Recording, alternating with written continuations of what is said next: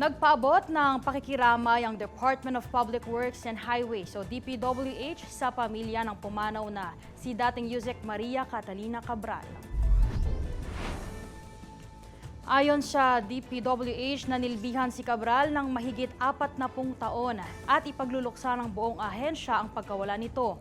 Humiling naman ang ahensya sa publiko na irespeto ang pribadong pagluluksa ng pamilya ni Cabral. Nitong Huwebes ay natagpo ang walang malay ang dating opisyal sa gilid ng Bued River matapos umanong mahulog sa bangin sa Cannon Road.